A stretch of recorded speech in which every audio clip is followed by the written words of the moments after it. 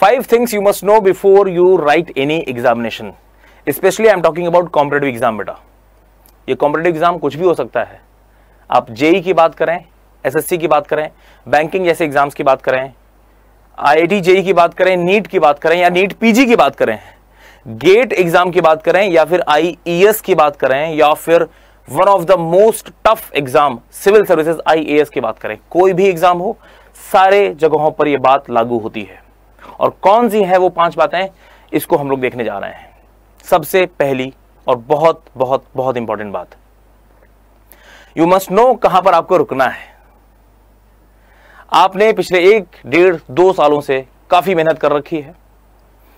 आपने हो सकता है पूरा नहीं 80%, 90% सिलेबस कवर कर लिया है और अब बारी है कि आप उस 90% सब्जेक्ट पर फोकस करें। लास्ट के कुछ दिन बचे हैं, उस 90% सिलेबस जो आपने कवर कर रखा है, उस 90% सिलेबस पर 100% एफिशिएंसी के साथ आपको एग्जाम हॉल में पहुंचना है। कई बच्चे इस मौके पर क्या करते हैं कि वो जो बचा हुआ 10-20% पोर्शन है ना, उसके पीछे भागने की कोशिश करते हैं कि सर ये जो बचा है इसको भी कर लूं, 90% तो मैंने कर लिया है, जो बचा हुआ 20% है उसको भी खत्म कर लें क्या। और फिर कैसे खत्म करते हैं कि इस 20% पोर्शन को वो नया जिसे आज तक इन्होंने पढ़ा नहीं था उसको सीखने की कोशिश करेंगे। हो सकता है आप इस 20% को सीख जाओ, हो सकता है आप इस 20% को ना सीख पाओ, बट ये गारंटी जरूर है कि अगर आप इस 20% के चक्कर में फंसे तो जो 90% आपका बहुत अच्छे से गारंटीड प्रिपेयर था उसका आप रिवीजन नहीं कर पाओगे और कहीं आप हाफ हार्टेड आधी अधूरी प्रिपरेशन लेकर के ये 90% में भी आधी अधूरी प्रिपरेशन और ये 20% जो अभी भी तैयार किया है इसमें तो आप कॉन्फिडेंट होंगे ही नहीं।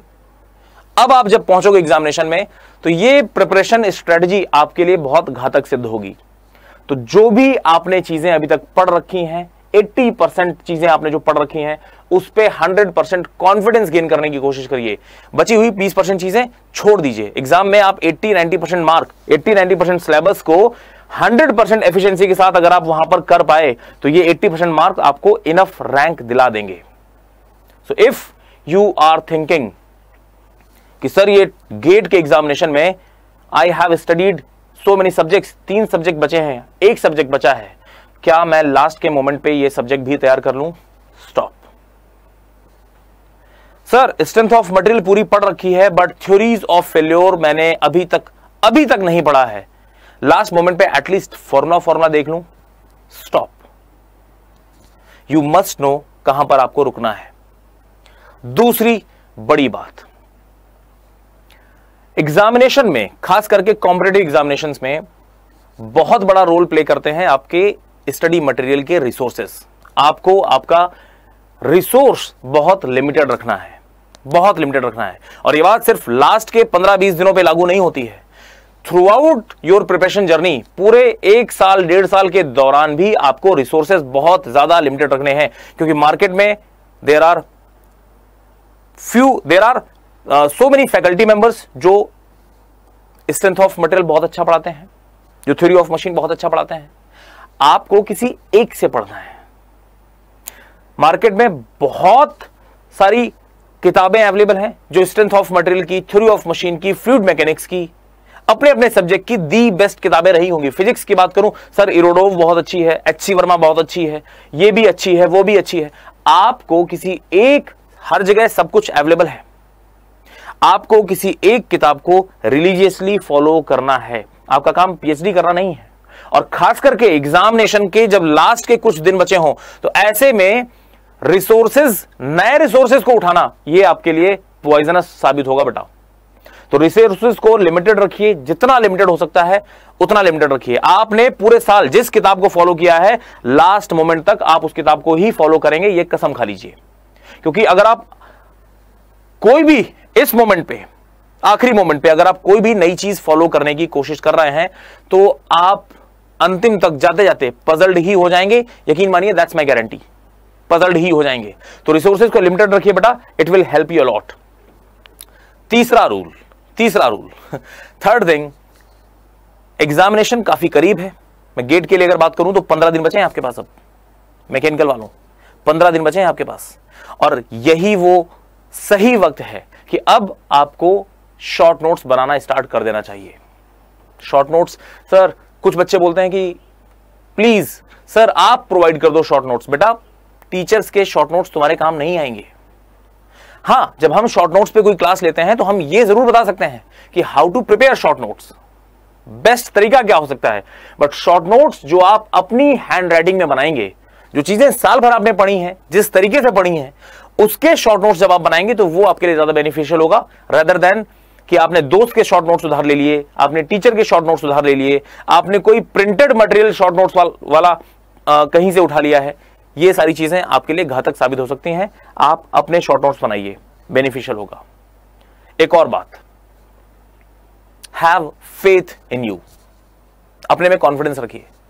ये मैं बात सभी बच्चों से बोल रहा हूं, एंड आई कैन अंडरस्टैंड आपकी सिचुएशन क्या है। एग्जामिनेशन जैसे जैसे पास आता है सेल्फ डाउट वाली फीलिंग आती है दिल में। I can very well understand that situation, मैं भी गुजरा हूं उस वक्त से।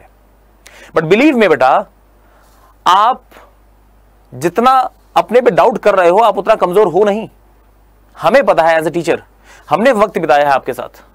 वी नो कि बच्चों को क्या चीजें पढ़ाई गई हैं, बच्चों का लेवल क्या है। तो ये सेल्फ डाउट वाली सिचुएशन हटा दीजिए, बिल्कुल हटा दीजिए। यू डोंट नो कि आप कितने ज्यादा काबिल हो। आपकी सिचुएशन बिल्कुल वैसी ही है जैसी हनुमान जी की थी। उनको खुद नहीं पता कि वो कितने शक्तिशाली हैं।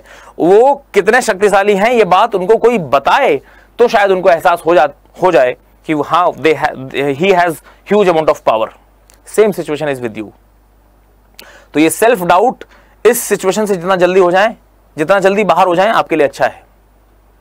You are actually very powerful. आपने पूरे 1 साल मेहनत की है, और वो लास्ट मोमेंट पे जब एग्जाम के उस 3 घंटे में, उस 2 घंटे में आपको परफॉर्मेंस देनी है, एक्ट करना है, आप झंडे गाड़ के आओगे। Don't worry about that, I believe. And 5वीं और सबसे बड़ी चीज, गीता में भी कहा गया है, आप सिर्फ और सिर्फ कर्म करते जाइए, फल की इच्छा मत रखिए। और असली खिलाड़ी वो नहीं जो जीत की तलाश में घूम रहा है। असली खिलाड़ी वो है जो इस खेल को एंजॉय कर रहा है, जो इस जर्नी को एंजॉय कर रहा है। हारेंगे जीतेंगे वो वक्त बताएगा, लेकिन अभी फिलहाल आपको इस जर्नी को एंजॉय करना है। आप प्रिपरेशन कर रहे हैं, प्रिपरेशन को एंजॉय करिए, दैट्स इट। सिर्फ इतना ही, इससे ज्यादा। काफी सारे बच्चे क्लासेस में जैसे जैसे एग्जाम नजदीक आ रहा है वो ये परेशान है कि सर आईआईटी बॉम्बे में मशीन डिजाइन ब्रांच चाहिए, क्या रैंक होना चाहिए? क्या मतलब है? 15 दिन बाद एग्जाम है और आप अभी से इस चीज के पीछे पड़े हो कि आईआईटी बॉम्बे नहीं मिला। तो चलो सर ये बताओ, कम से कम आईआईटी में कोई भी ब्रांच मिल जाए उसके लिए कम से कम कितनी रैंक चाहिए? ये लो कॉन्फिडेंस वाली बातें क्यों कर रहे हो? नहीं करनी है। योर वर्ड शुड बी, आपके मुंह से जो शब्द निकले अभी फिलहाल कि यार गेट का एग्जाम है, मैं पिछले 1.5 साल से तैयारी कर रहा हूं, I have confidence in me. At least दुनिया को तो यही बताओ कि मुझे मेरे पे भरोसा है, और एग्जाम दे करके आओ, कॉन्फिडेंस के साथ दे करके आओ। उसके बाद रिजल्ट क्या आएगा, अच्छा आएगा बुरा आएगा वो देखा जाएगा। एग्जाम देने के बाद आप ये तय करना कि सर मैंने आंसर शीट एक बार क्रॉस चेक कर लिया है, मिला लिया है, मेरे आई थिंक इतने नंबर आ रहे हैं। अब प्लीज इस पर डिस्कशन करते हैं कि हम इस नंबर्स के साथ, इस रैंक के साथ कहां पर बेस्ट, कहां पर अपॉर्चुनिटीज मिल सकती हैं। तो ये वो वक्त नहीं है कि आप अभी एग्जामिनेशन से पहले ही डिस्कस कर रहे हैं कि मैं कम से कम क्या रैंक लेके आऊं कि वो नौकरी मिल जाए, कम से कम क्या रैंक लेके आऊं कि वो वाला आईआईटी मिल जाए। नहीं, आपका काम है कि अभी इस मोमेंट पे आप पढ़ाई करते रहिए, फल की इच्छा मत करिए। याद रखिएगा, ये 5 बातें बहुत काम आएंगी आपके।